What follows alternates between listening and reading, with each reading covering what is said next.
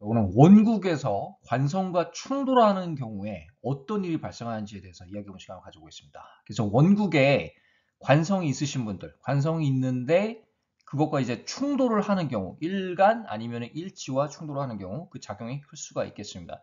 그럼 도대체 관성과 충이 되면 어떤 일이 일어날까? 구체적인 분석을 통해서 알아보는 시간을 가져보겠습니다. 관성과의 충돌입니다. 이제 관성이 나타나는 거는 직업도 되죠. 직업도 되는데 남자한테는 자식도 되고 여자한테는 남자도 됩니다. 근데 오늘은 주로 이제 여자 사주 입장에서 이 관계적인 거를 초점을 둬서 말씀을 드려보겠습니다. 그 이유는 왜 그러냐면 이 현실적으로 관성과 충돌할 때 나타나는 게 물론 직업적인 변화도 있지만 특히 여자 사주에서는 남자와의 관계로 드러나는 경우가 비일비재하기 때문에 그렇습니다. 그래서 관계적인 부분, 좀 이별, 이별수 이런 거 위주로 말씀 한번 드려보겠습니다. 이 제가 사주를 보니까 물론 충물에서 뭐 이동이 있다 이런 것도 있어요. 있는데 이게 통계를 내보면 관계적으로 이혼을 한다, 헤어진다, 이별수가 많다 이런 걸로 드러나는 경우가 많더라고요. 그래서 직업보다는 관계적 영향으로 주로 드러나는 경향이 있습니다. 그러니까 여자 입장에서는 관성과 충돌하면 어때요? 이별수가 강해집니다. 그러면 보통 관성이 있던 없든 간에 대세운에서 관성이 들어오면 아니면은 뭐 일간과 충돌한다든지 일지와 충돌한다든지 해가지고 결혼을 하는 경우가 많습니다. 물론 합을 해서 결혼할 수도 있죠. 그 결혼을 하는 케이스는 되게 많습니다. 여기서 다 일일이 늘어놓긴 좀 그렇고요. 대표적인 경우가 관성이 들어올 때 여자들은 결혼을 하는데 이게 20대 초반에 들어올 수도 있어요. 그러면 결혼을 실제로 하는 경우를 봤습니다. 근데 그 관계가 어때요? 잘 지속이 안 돼요. 1, 2년 뒤에 이혼하는 경우가 있습니다. 그래서 자기는 그 당시에 상대방이랑 해로할 것 같고 정말 사랑해서 결혼을 한 게 맞지만 살다 보면 현실에 직면합니다. 그래서 헤어지게 되고 결론을 내는 거예요. 그러다가 또 다른 남자를 만나게 돼서 재혼을 하게 되는 케이스가 있습니다. 그 원국에서 이렇게 충돌할 때 정관과 아니면 편관도 마찬가지예요. 그런 현상이 자주 발생합니다. 실제로 상담을 하면서 이런 모습을 많이 확인을 했습니다. 월간 월지의 관성이 있을 때 작용이 아주 크겠죠. 그래서 쉽게 얘기해서 일주가 나의 모습입니다. 배우자가 일지지만 그냥 나의 몸체라고 보고요. 월주가 사회, 부모 자료 되지만 이 일주 월주가 아주 핵심적입니다. 이 사주에서요. 그 내가 태어나서 죽을 때까지 끝까지 갖고 가는 게 팔주지만 특히 그 팔주 중에서도 일주, 월주의 영향력은 아주 크다고 볼 수가 있겠습니다. 자기 생활에 직접적 영향을 끼치고 직업적인 부분, 부모, 그리고 자식, 배우자, 재성 크게 영향을 여러모로 끼칩니다. 관성에 해당하는 글자가요. 대세운에서 올 때도 주의할 필요가 있겠습니다. 예를 들어서 원국에 내가 정화일간이에요. 정화일간인데 정계충이 돼요. 개수 편관이 월천간에 있겠죠?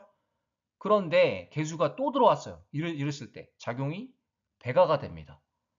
워낙에 지금 자체적으로 개수와 충돌이 되는데 세운에서 지금 또 충돌이 되는 거예요. 이랬을 때 어때요? 이별수가 더 올라가죠. 그러니까 작년까지는 잘 살았는데 올해 지금 개수가 들어왔다면 헤어질 확률이 높아집니다. 상당히 위기 상황에 직면하게 될 확률이 높겠습니다. 그래서 방법은요, 이거를 피하려면 나는 원국에서 관성과 충돌하는데 이게 이별수가 상당히 불안하다고 생각이 드시면 결혼을 늦게 하는 게 중요합니다. 관성이 들어오면요, 남자를 만날 수는 있어요. 물론 그게 직업적인 영향을 드러날 수도 있습니다. 막 바빠지고 책임감이 늘어나고 이럴 수는 있는데 애인이 나타나거나 배우자가 나타날 수 있는데 처음에 만나는 배우자, 그래서 25살의 여자인데 내가 예를 들어서 그게 충돌할 때 결혼할 수도 있거든요. 아니면 관성이 들어올 때. 근데 인연이 아닐 확률이 높다는 말이에요. 원국의 이 충 자체가 형성이 되는 분들은요. 그래서 궁합도 봐야 되지만 상대방 사주를 잘 봐야 돼요. 이게 괜찮은 인간인가. 나랑 오래 지속할 수 있는 인간인가 잘 봐야 됩니다. 그게 아니라면 한 군데라도 의심이 된다면 결혼을 안 하는 게 상책입니다. 왜? 헤어지게 돼 있거든요. 그러니까 그 시간과 돈, 에너지 낭비가 엄청날 겁니다. 그래서 두 번째 결혼하는 사람이랑 잘 맞을 수가 있어요. 이런 경우에는요.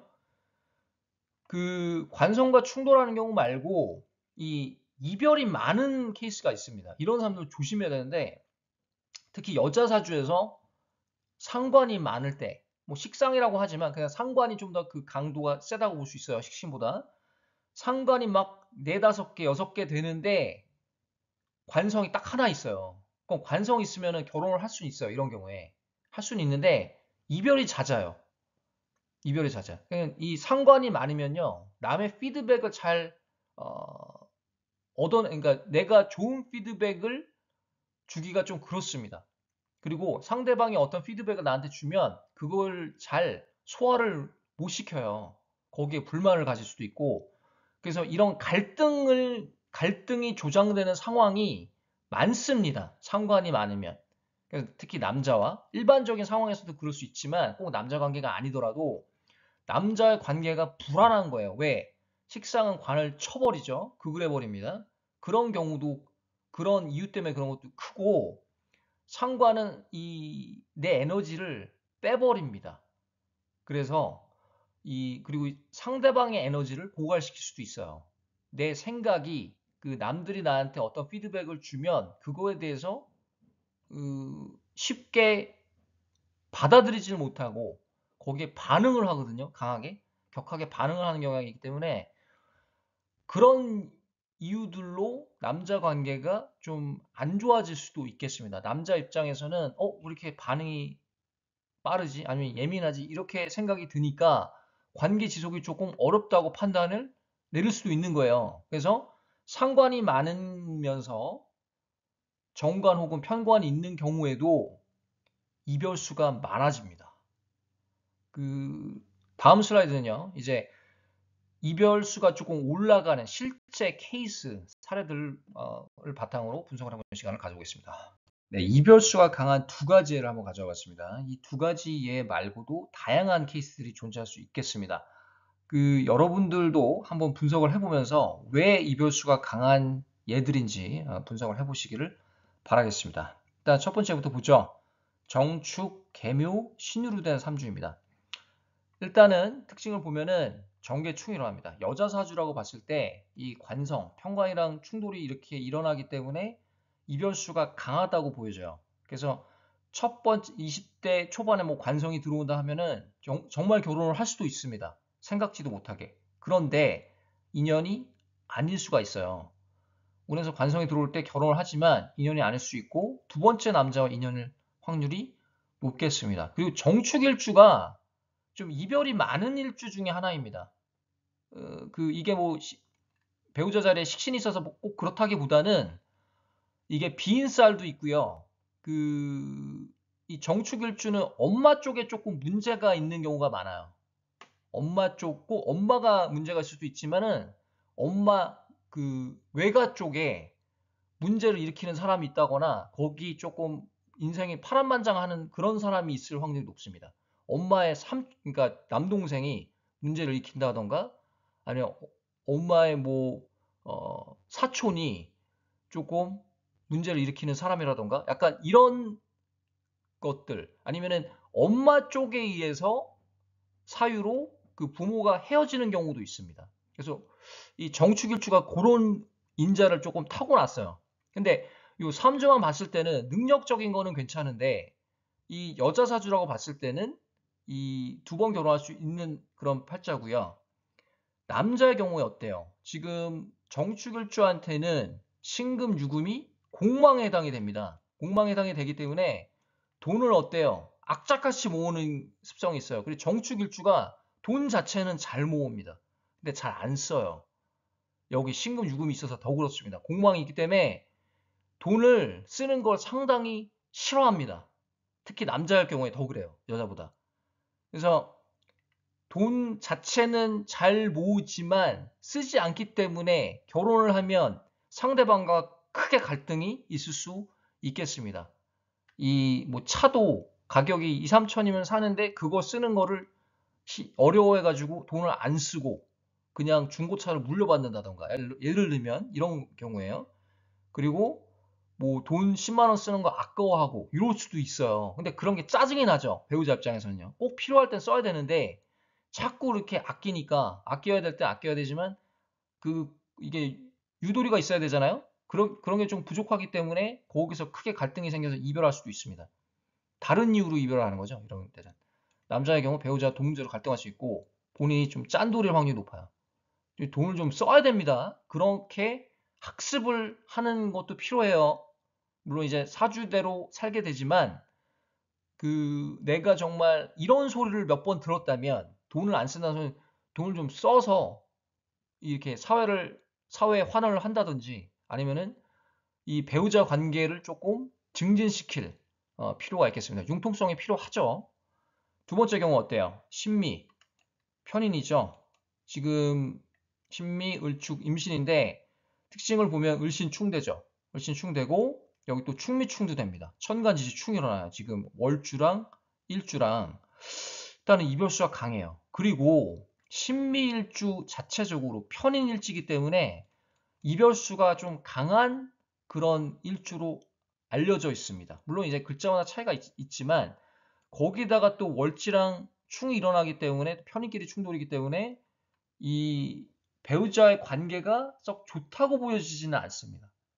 본인의 능력은 있을 수 있더라도 배우자 자리가 좀 많이 불안하고 이 사주도 한 번 이상, 두 번 이상 결혼할 수 있는 그런 구조라고 볼 수가 있겠습니다. 편인일지는요, 배우자 자리를 위협을 합니다. 편관보다 더 강하게 위협을 하는 경향이 있고, 식상을 무력화시키죠. 그래서 도식이 될 우려도 있습니다. 또 편인이 많고 식신이 있는 경우, 원국에서. 머리는 좋아요. 잔머리 잘 굴릴 수 있습니다. 지혜도 있고. 그런데 돈을 잘 못 모을 수도 있어요. 물론 어떤 일을 하냐에 따라 차이는 있을 수 있지만 약간 시스템적으로 봤을 때, 태생적으로 봤을 때 머리는 잘 돌아가는데 내가 생각했던 대로 잘 안 되는 경향이 많습니다. 편인이 많으면. 그리고 편인 도식이 될 경우에 더 그렇겠죠. 그래서 이 관성과 충돌은 아니지만 일주와 월간의 충돌로 배우자 위치가 어때요? 불안합니다. 불안하고 또한 편인끼리 또 충돌하는 거예요. 배우자 자리가 위협이 되고요. 그래서 둘 다 이별수가 강한 케이스입니다. 그래서 이런 비슷한 사주를 가진 여성분, 남성분도 해당은 되지만 특히 여성분들이라면 잘 따져보고 인연을 만들어야 됩니다. 물론 이게 시기가 있죠. 지금 또 가을 오잖아요. 외롭죠. 또 사주마다 이 결혼을 하고 싶은 그런 여자분들이 많을 겁니다. 사주 구성에 따라서. 그런데 아무 남자나 만나면 안 되는 거예요. 이때 나타나는 남자랑 정말로 인연을 만들어서 결혼할 수도 있겠지만 결혼 운기에 접해 있는 그런 분들은요. 그렇지만 상대방과의 궁합 잘 봐야 되고요. 그리고 그 사람의 사주도 봐야 됩니다. 사랑 때문에 결혼해서는 안 되겠습니다. 그게 되게 오류예요. 사랑만으로 결혼을 해서는 상당한 에너지 소모와 재성 소모와 인생 소모, 시간 소모가 있을 수가 있겠습니다. 그래서 우리가 사주를 보는 거예요. 사주 상담은요, Life is 사주로 부탁을 드리겠고요. 카톡으로 연락을 주시면은 제가 답장을 드리겠습니다.